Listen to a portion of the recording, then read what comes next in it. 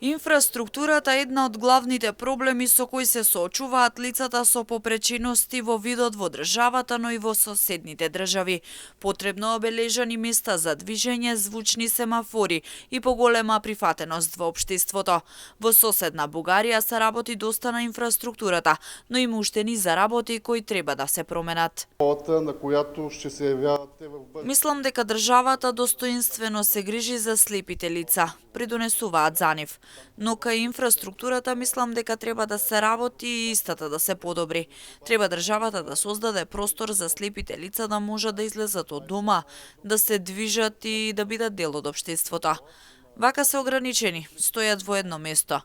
Ама во областа на спортот имаат доста погодности. Места, сали кои се погодни и достапни за нив. Има уште доста да се работи. Како проблем се јавуваат и предрасудите во помалите населени места. Ова е проблем кој се појавува речиси во сите држави од бивша Југославија, велат лицата со попреченост во видот од Србија. Децидни се дека се работи за да се променат сваќањата кај граѓаните, а и да се работи на инфраструктурата. Проблемите на слепите лица се речиси исти во сите држави од бивша Југославија.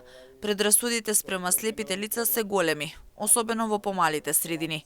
Јас сум од Краљево и кај нас можам да кажам дека предрасудите за слепите лица и лица со попречености се големи. Но се трудиме тие предрасуди да бидат намалени и мислам дека се движиме во добар правец.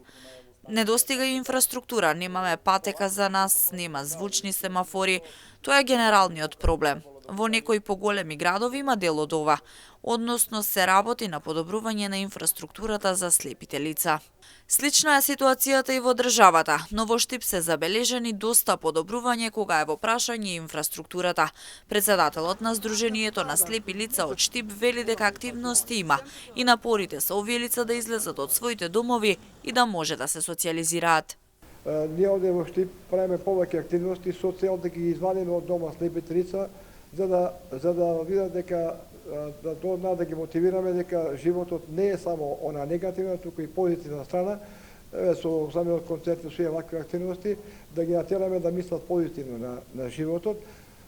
Додека имаме многу страшни ситуации во други дружина, па и кај нас се случуваше тоа порано, да дојде дури до депресивни ситуации во овој случај на слепите лица кои што се дома, кои што се врзани и кои што чекат некој да ги изнесе од дома.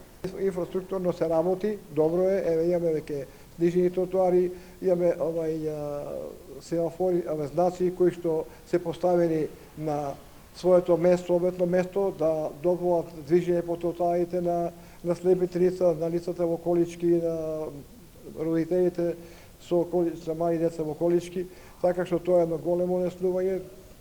Порано беа знаците наместени, значи нема никаква контрола, кој кај му текнал таму го ставил знакот, сега не е така. Слепите лица треба да бидат рамноправни во општеството и во сите сфери. Ова е главна цел на Сдруженијата на слепи лица од Македонија и соседните држави, која треба да се постигне во иднина.